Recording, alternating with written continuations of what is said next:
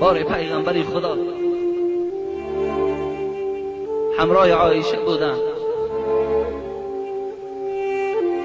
عایشه میگوید از حبیب خدا طلب کرد ای شوهر مهربان، ای حبیب خدا، میخواهم که در حق من دعا کنی. دادرای عزیز خیلی با اهمیت باشین. شاید این سخن مرا بعضی مادرها هم خواهرها هم بعداً شنوند. این حکمت دارد. عایشه از شوهرش دعا طلب میکند.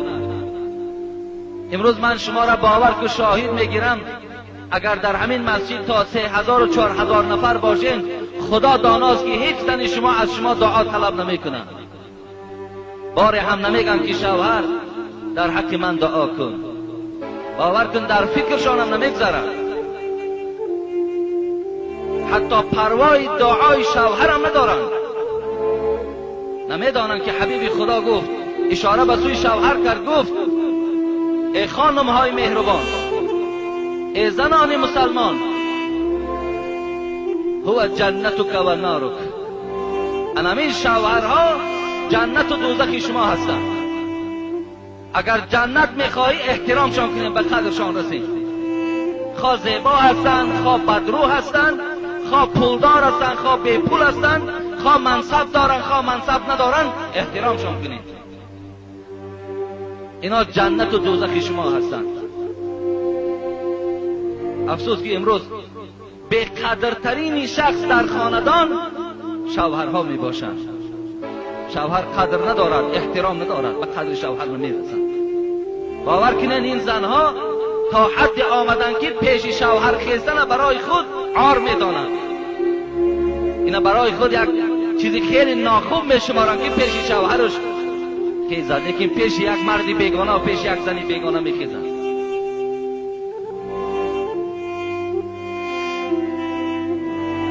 شوهرها را احترام کنید. دنیا نه آنقدر دنیای درازی هست.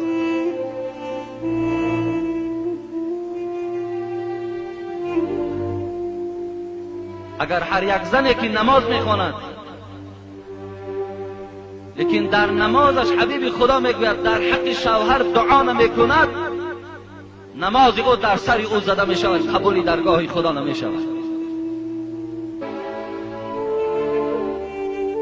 زن همیشه باید دعا کننده در حق شوهر باشد. احترام شوهر باید به جای بیارد. حکم شوهر برای او فرض و واجب است.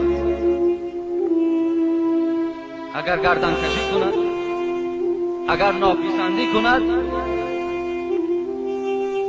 حبیب خدا گفتند درهای جنت بالای این زن پوشیده است. مادرای عزیز و خواهرای عزیز، من بر همه شما باور که مراجعتم همین است. از تمام آن روزه های نافله که شما میگیرید، از تمام آن نمازهایی که شب و روز نافله که شما میخوانید، اگر یک بار بروی شوهر تبسم کنین، قسم به خدا از همه عبادتون بالا هست.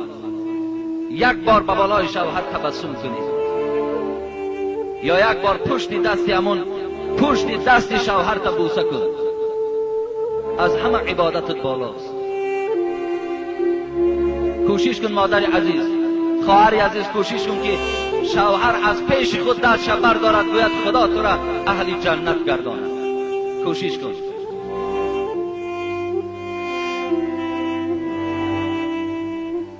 اعظم الناس حقا علی المرأة زوجها. زیرا خواهر عزیز، بزرگترین حق بالای تو نه پدر دارد، نه برادر دارد، نه عمک و تقت دارد، شوهر دارد. بزرگترین حق بالای تو حق شوهر نیست.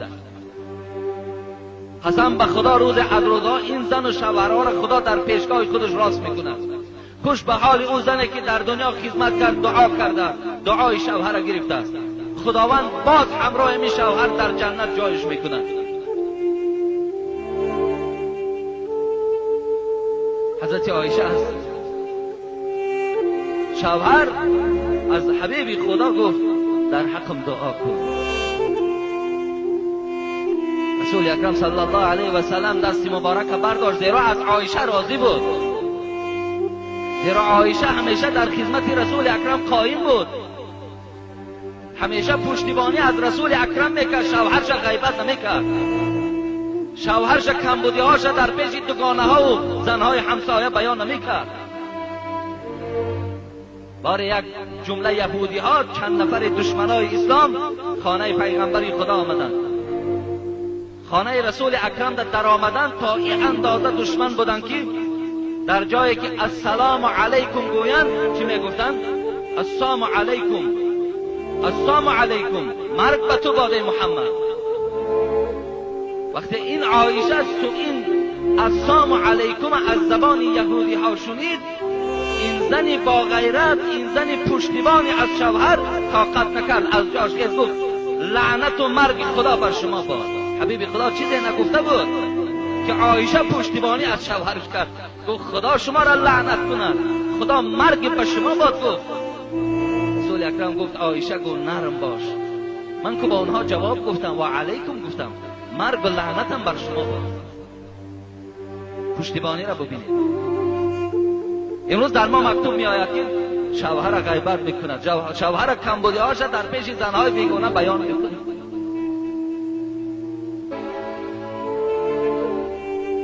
رسول اکرم وقتی که این پیشنهاد عایشه را گوش کرد که در حقم دعا کن، دستش برداشت چی گفت؟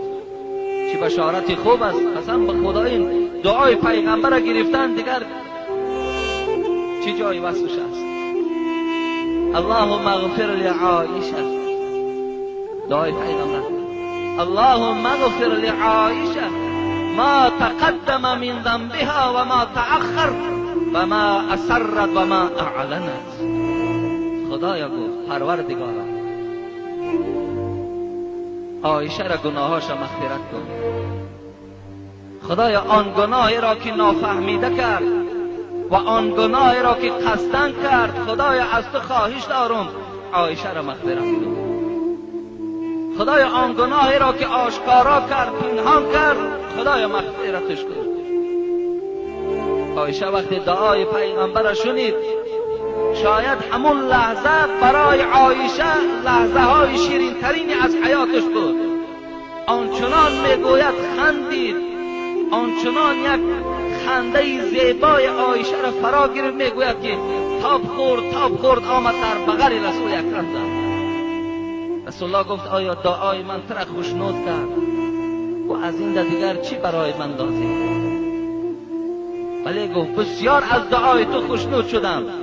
رسول اکرم گفت ای عایشه، گفت انا همین دعایی که من برای تو کردم، قسم بر آن خدایی که مرا با پیغمبری مبعوث کرد، در هر نمازم در حق امتم انا همین دعاست، در حق امتم این دعا را همیشه میکنم. خدایا گناه های امت ما ببخش، این امت های بی پروا باشند، ناترسانه گناه کرده ایستادند. حبیب خدا مغفرت گناه ما را طلب